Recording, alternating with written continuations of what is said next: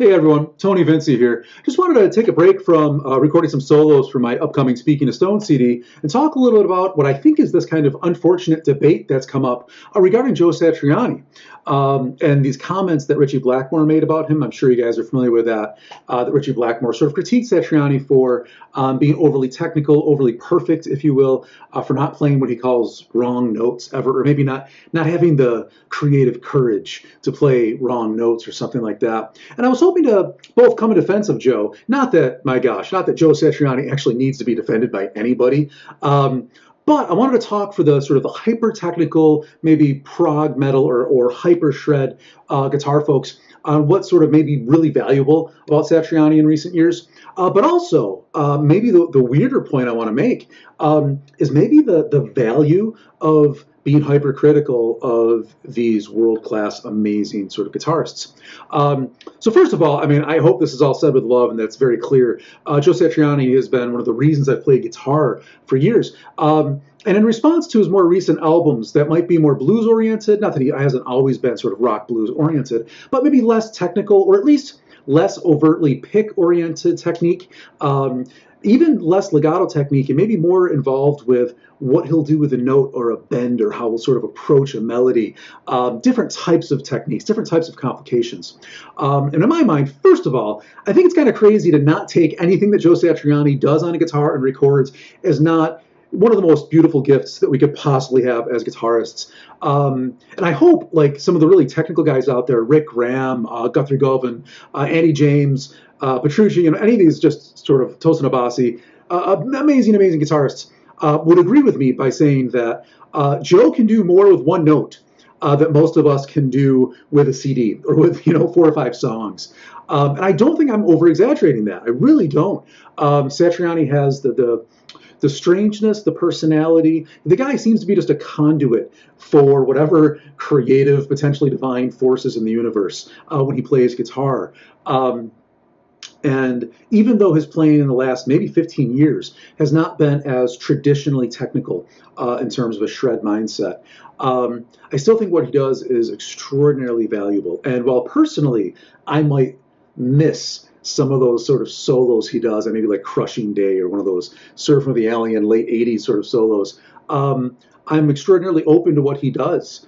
And I just think, again, it's sort of a gift. And so on one level, I think it's absolutely insane that thousands of guitarists have been really critical of Joe, maybe again on the heels of this Ritchie Blackmore conversation about Joe is too perfect, too intellectual or something like that, too technical. However, Satriani has been lambasted in the last 10 years by the other crowd, saying that he's not technical enough, that he doesn't push technique anymore, that he doesn't play as fast, that his right hand isn't as evolved as a lot of other players from, whoever you want to choose here, Andy James, Paul Gilbert, any of these sort of monster right-hand guitarists. And I want to tell you 2 maybe weird things about that.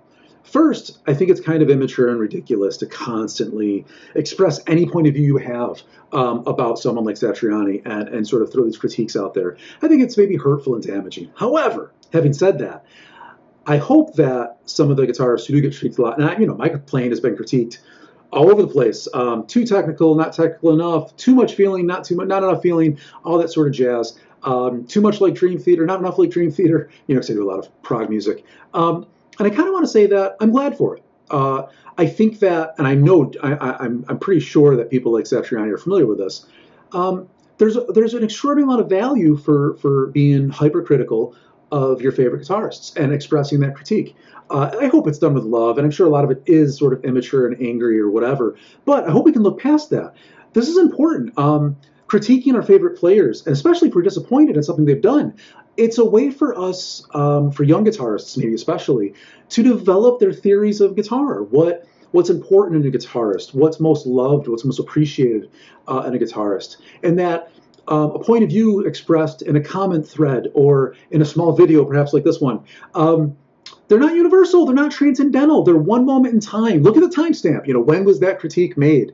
And I know for myself, whenever I'm very critical of a lot of guitarists, not that I think I'm better than them or do something more important than them, it's fun being critical. And I don't mean that personally. I hope it's not fun to rip someone down, but it's fun to flex your creative muscles and your critical muscles and to say, man, I didn't like that CD because, or man, that newest Joe Satriani solo didn't do what I hoped it would do because.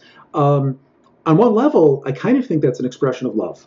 And I think that I hope that we can all, as guitarists, who are, let's face it, we are probably some of the most critical sons of bitches about everything in the universe, from tone to technique to, how the mix sits, to the genre of music that we're playing, to the appropriateness of using that scale degree, or all the different things that guitarists can be so insanely critical about.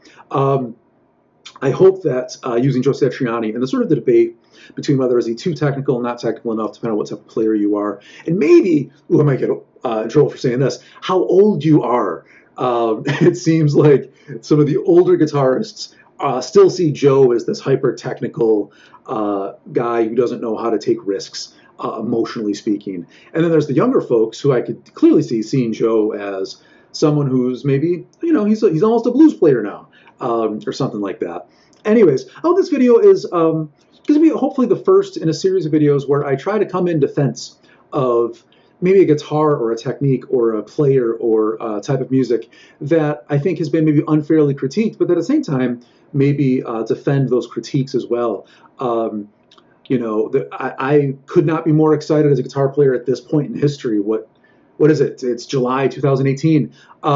There is more creative, thoughtful, technically proficient guitar going on. And instead of sort of yelling at each other, critiquing each other in negative ways, I hope that we can sort of amp up our conversation with one another and sort of keep continuing to create community of guitarists who might critique each other, but also wildly supportive of each other and what we do. Thanks again, and hopefully talk to you guys soon.